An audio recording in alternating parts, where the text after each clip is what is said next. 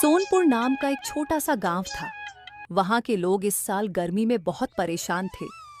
पशु पक्षी दिन भर छांव की तलाश में इधर उधर भागते, खेत सूखे, तालाब का पानी सूखता जा रहा था। गांव के लोग दिन भर पेड़ों के नीचे बैठे पसीना पोंछते रहते। उसी गांव में एक रामू आइसक्रीम वाला रहता था। वह बेहद गरीब मगर ईमानदार और मेहनती था। उसके घर में उसकी पत्नी सावित्री और 10 साल की बेटी रानी रहा करती थी। आपकी आइसक्रीम तो अच्छी बिकती है जी, मगर पैसे नहीं आते। मैं कितनी बार कही हूँ कि आप गांव वालों को उधारी पर आइसक्रीम मत दिया करो, क्योंकि बहुत तो पैसा वापस करते ही नहीं है और आप अपनी उधारी मांगते ही नहीं। अगर आप ऐसे ही करते रहोगे तो हमारे आइसक्रीम बनाने वाली सामान भी नहीं आ पाएगा। तुम चिंता मत करो सावित्री, आज मैं सबसे पैसे मांग लूंगा। तुम सही कहती हो, अगर मैं पैसे नहीं मांगूंगा तो फिर घर कैसे चलेगा? अच्छा ठीक है, चलो मैं ट्रॉली में आइसक्रीम रख दी हूँ। आइसक्रीम बेचकर घर जल्दी वापस आना। पापा पापा, मैं भी आज आपके साथ आइसक्रीम बेचने चलूंगी। नहीं रानी, बाहर में गर्मी बहुत ज्यादा है, तुम्हारी तबीयत खराब हो जाएगी। नहीं नहीं, मुझे जानी है, जाने दो ना माँ। मैं कभी नहीं पापा के साथ आइसक्रीम बेचने गई हूँ। पापा, आप कहो ना माँ से कि मेरी बात मान ले। जाने भी दो सावित्री, बच्चे का भी मन करता होगा और सिर्फ आज की ही तो बात है। हमेशा थोड़ी ना रानी जिद करती है। हाँ ठीक है, ले जाइए, पर आपने ही इसे माथे पर चढ़ा कर रखा है।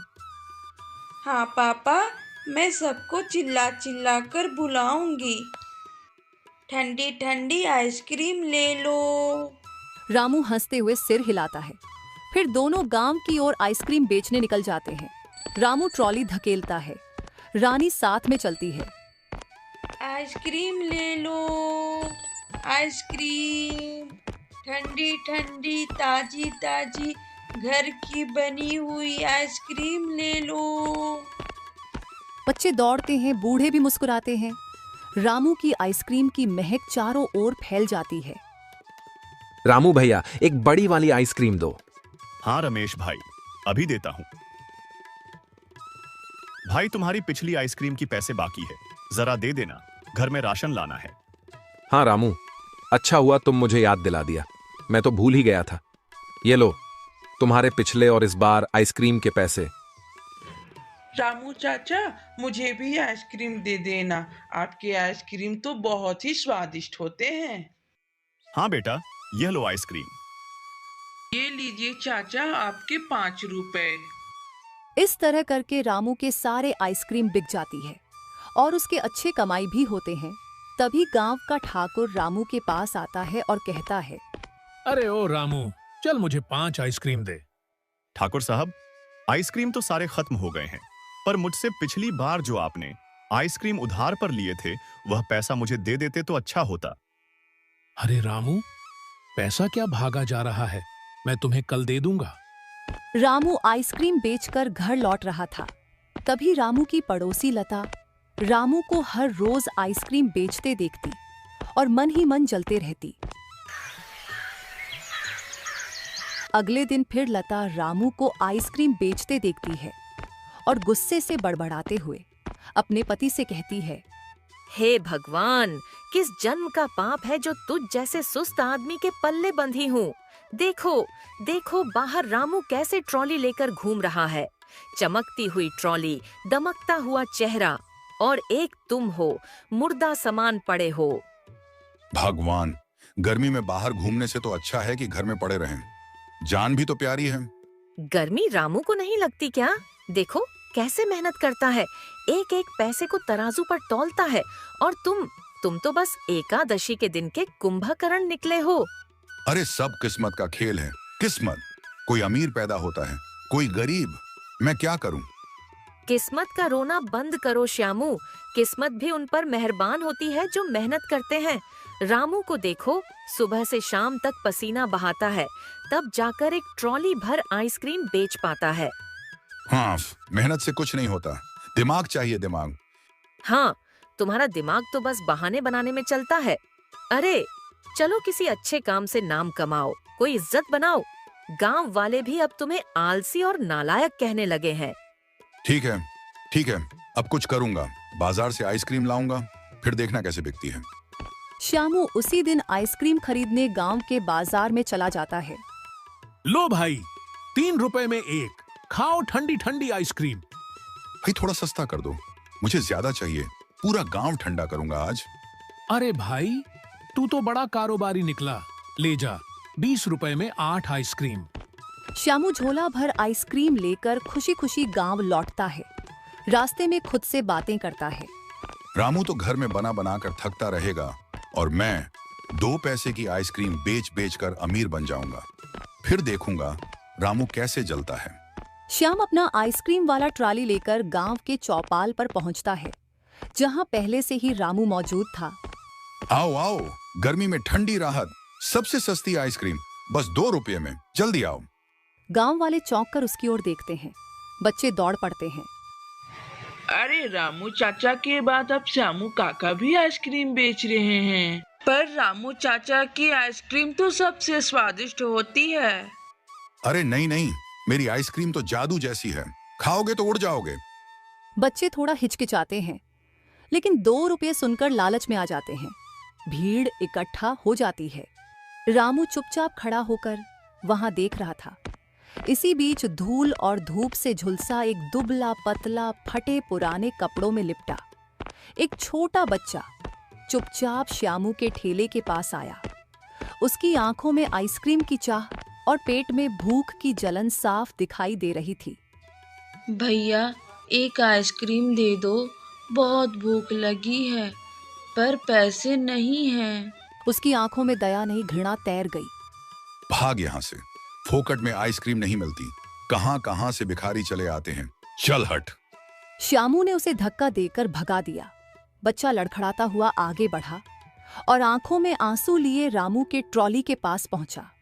रामू उस बच्चे को देखकर चौकन्ना हुआ। उसके चेहरे पर दया उमड़ पड़ी। क्या हुआ बेटे, कुछ चाहिए?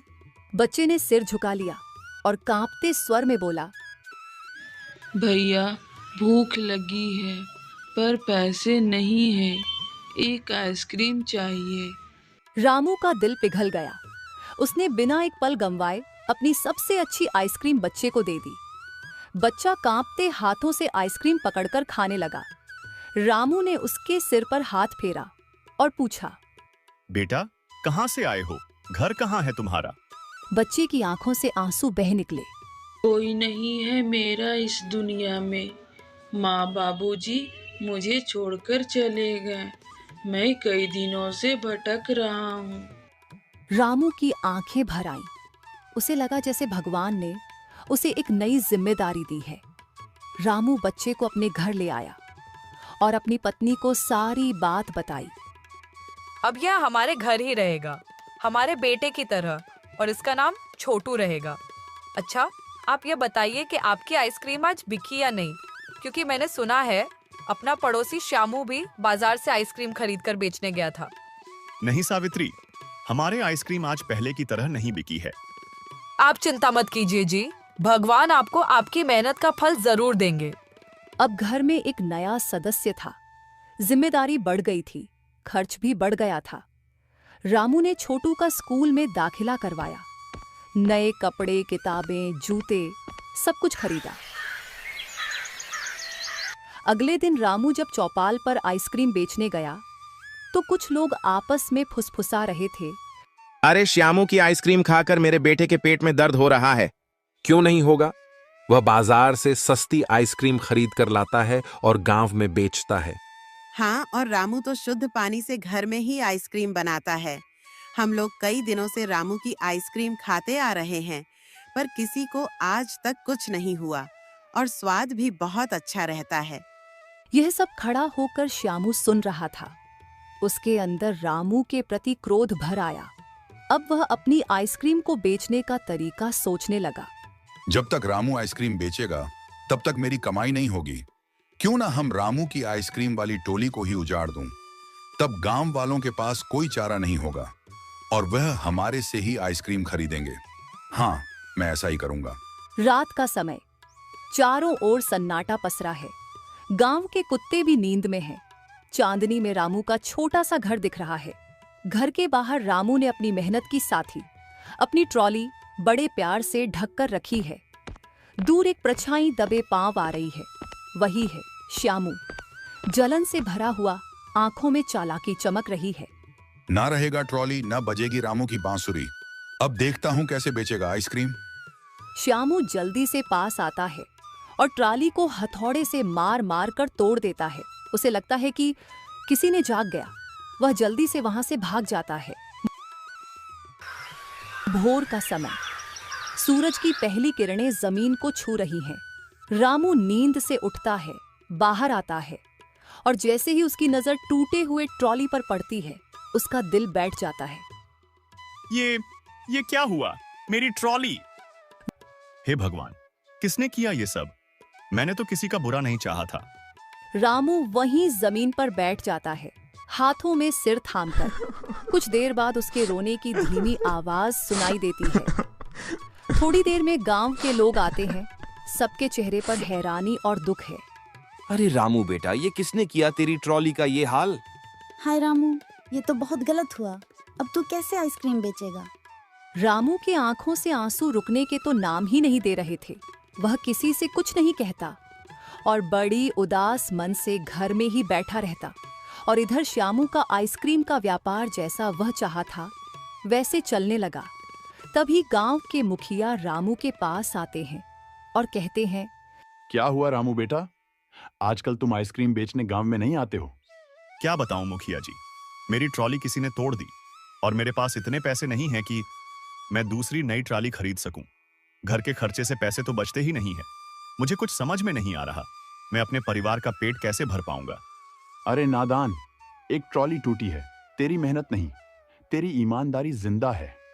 सुनो रामू, मेरी दुकान जो बाजार के कोने पर खाली पड़ी है, उसे तुम ले लो।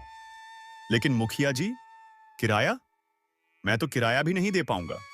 किराया विराया कुछ नहीं, इसे भगवान का आशीर्वाद समझो। तुम वहीं से आइसक्रीम बनाकर बेचो।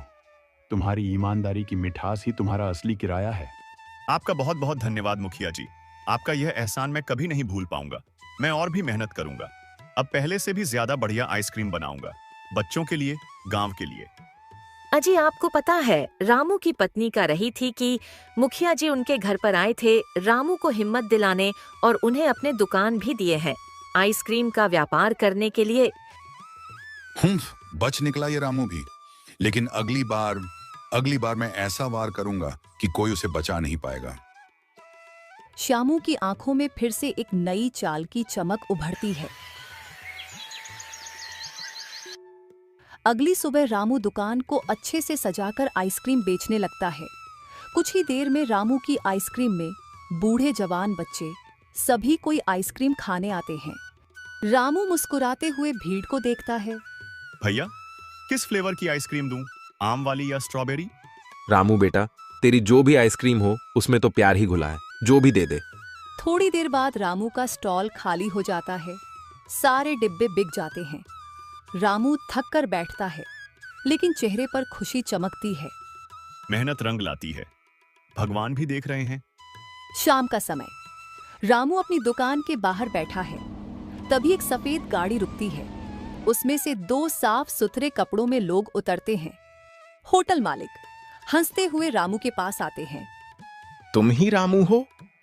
रामू हड़बड़ाते हुए और हाथ जोड़ते हुए कहता है, जी हाँ, मैं ही रामू। आप कौन? हम शहर के स्वर्ण होटल से आए हैं। तेरी आइसक्रीम की चर्चा अब शहर तक पहुंच गई है, हम खुद चखना चाहते हैं। अरे बाबूजी, ये तो मेरे लिए सौभाग्य की बात है। बैठिए, मैं अभी लाता हूँ। रामू भागता हुआ दुकान के अंदर जाता है, नई आइसक्रीम लाता है और बढ़िया प्लेट में सजाकर देता है। होटल मालिक और उनके साथी आइसक्रीम चखते हैं और उनके चेहरे पर मुस्कान फैल जाती है। क्या स्वाद है! इतना असली और ताजा स्वाद मैंने जिंदगी में नहीं चखा। रामू, हम चाहते हैं कि तेरी आइसक्रीम हमारे होटल के मेनू में शामिल हो। हम हर महीने बड़ा ऑर्डर देंगे। तेरी मेहनत अब शहर में भी चमकेगी। साहब, मैं तो बस 2 वक्त की रोटी के लिए आइसक्रीम बनाता था। आप लोगों ने तो मेरी उम्मीदों को पंख दे दिए। मैं तहे दिल से शुक्रगुजार हूं। ईमानदारी का स्वाद कभी फीका नहीं पड़ता रामू। तू आगे बढ़ेगा, बहुत आगे। दूर एक पेड़ के पीछे श्यामू यह सब देख रहा है। उसका चेहरा जलन से तमतमा रहा है। ये रामू तो अब राजा बन जाएगा। अगर आज नहीं रोका तो कल मुझे नौकर भी नहीं रखेगा। कुछ करना पड़ेगा, कुछ बड़ा। श्यामू की आंखों में जलती हुई नफरत दिखाई देती है। रात का समय, चांदनी रात है, सब कुछ शांत है। श्यामू चुपके से एक तेल का डिब्बा उठाए हुए रामू की दुकान की ओर बढ़ता है। उसका चेहरा पसीने से भीगा है, लेकिन नफरत से भरा है। ना रहेगा बांस, न बजेगी बांसुरी। वह चुपके से दुकान के चारों तरफ तेल छिड़कता है, फिर एक माचिस जलाता है। एक पल के लिए ठिठकता है, लेकिन जलन उसे और भी बेकाबू कर देती है। माचिस की तिल्ली जलती है और अगले ही पल रामू की दुकान धू धू कर जलने लगती है। श्यामू तेजी से भागते हुए। अब देखता हूँ तेरा शहर में नाम कैसे होता है। रात को गांव में कोहराम मच जाता है। गांव वाले चिल्लाते हुए दौड़ते हैं। अरे आग लग गई, रामू की दुकान जल रही है। रामू दौड़ता हुआ आता है। जैसे ही वह अपनी दुकान को जलते हुए देखता है, उसकी सांस रुक जाती है। रामू घुटनों के बल गिर पड़ता है। हे भगवान, मेरी मेहनत, मेरा सपना सब जलकर राख हो गया। मैंने किसी का क्या बिगाड़ा था। उसकी आवाज फूट फूट कर टूट जाती है। गांव वाले उसे उठाते हैं, उसके आंसू पोंछते हैं। बेटा, हार मत मान। तेरी सच्चाई को कोई राख नहीं कर सकता। हम सब तेरे साथ हैं। सुबह होते ही यह बात मुखिया जी को पता चलती है। वह तुरंत ही रामू के पास आते हैं। अब बहुत हो गया, यह खुलेआम जुर्म है। रामू बेटा, अब वक्त आ गया है थाने जाने का। तू पुलिस में रिपोर्ट लिखवा, दोषी को सजा दिलवानी ही पड़ेगी। मुखिया जी, अगर सच्चाई के लिए लड़ना पाप नहीं है तो मैं लड़ूंगा। मैं अपने सपनों को यूं जलने नहीं दूंगा। बिल्कुल सही कहा बेटे। तेरी लड़ाई अब सिर्फ तेरी नहीं रही, ये पूरे गांव की लड़ाई है। चल बेटा चल थाने, अब न्याय होकर रहेगा। फिर वे दोनों मिलकर पुलिस थाने जाते हैं और वहां रिपोर्ट लिखवाते हैं। तुम फिक्र मत करो रामू, जिसने भी तेरी मेहनत की दुकान जलाई है उसे सलाखों के पीछे भेजे बिना चैन नहीं लूंगा। हम तुरंत जांच शुरू करते हैं। बस साहब, इंसाफ मिल जाए। मेरी तो पूरी दुनिया ही उजड़ गई है। थानेदार इशारा करते हैं। 2 सिपाही और थानेदार रामू और मुखिया जी को साथ लेकर घटनास्थल यानी जली हुई दुकान पर पहुंचते हैं। पहुंचने के साथ थानेदार वहां छानबीन करना शुरू कर देते हैं। सर, यहाँ कुछ मिला है। थानेदार आगे बढ़ते हैं। सिपाही उन्हें एक जला हुआ काले धुएं से सना हुआ तेल का डब्बा दिखाता है। ये तो वही है, आग लगाने के लिए इस्तेमाल हुआ होगा। अब बस पता लगाना है कि ये डब्बा किसका है। साहब, ये डब्बा तो हमारे गांव की दुकान से ही लिया गया होगा। यहाँ हर घर में तो तेल के डिब्बे नहीं होते। तू ठीक कह रहा है रामू। चलो गांव के दुकानदारों से पूछताछ करते हैं। गांव का बाजार में पुलिस डब्बा लेकर घूमती है। दुकानदार डरे डरे से हैं। तभी एक दुकानदार लाला केशव जी डब्बा देखकर चौंकते हैं। अरे ये डब्बा, ये तो मेरे दुकान का है। सच सच बताओ, ये डब्बा किसे दिया था? साहब जी, बुरा मत मानिएगा, कल शाम को श्यामू आया था, वही आइसक्रीम वाला। उसने कहा कि उसे तेल चाहिए। मैंने उसे ही यह डब्बा तेल वाला दिया था। ध्यान से सोचो, और क्या बोला था श्यामू? बस यही कहा था, काम बड़ा जरूरी है, जल्दी तेल दे दो। मैंने दे दिया साहब। थानेदार श्यामू के घर पहुंचता है। श्यामू चलो पुलिस थाने, तुमने ही रामू की दुकान में आग लगाई है। थानेदार साहब, मैं किसी की दुकान में आग नहीं लगाई है, और बिना सबूत के आप मेरे घर कैसे आ सकते हो? चुप रहो, डिब्बा गवाह है, दुकानदार गवाह है। अब और कितनी सफाई दोगे? श्यामू भाई, मैंने तो कभी तुम्हारा बुरा नहीं चाहा था। मैं तो बस अपने छोटे छोटे सपने पूरे कर रहा था। तुमने क्यों मेरा घर जलाया? क्यों? रामू भाई, माफ कर दो, मुझसे गलती हो गई। तुझे आगे बढ़ता देख मेरी आंखों में जलन थी। मैं हार गया अपनी ही बुरी सोच से। गांव वाले भी भीड़ लगाकर देख रहे हैं। सबकी आंखों में गुस्सा और दुख साफ झलक रहा है। श्यामू, जलन इंसान को कहीं का नहीं छोड़ती। आज तुझे अपनी आग में खुद जलना पड़ा। श्यामू को गिरफ्तार किया जाता है। इसे चलो थाने, कानून अब अपना काम करेगा। भगवान किसी को भी ऐसा दिल न दे जो दूसरों की खुशियों से जलता हो। मेरी तो बस इतनी दुआ है। रामू बेटा, तू टूटा नहीं है। तेरी ईमानदारी तेरा सबसे बड़ा धन है। हम सब फिर से तेरी दुकान बनवाएंगे और तू फिर से ऊंचाइयों तक पहुंचेगा। फिर गांव वाले मिलकर रामू के लिए एक नई दुकान खोल देते हैं और रामू फिर से खुशी खुशी अपनी आइसक्रीम का व्यापार को चालू कर लेता है। इस कहानी से यह शिक्षा मिलती है कि मेहनत करो, सच्चे रहो, जलन मत करो। बुराई करके कभी कोई जीत नहीं सकता।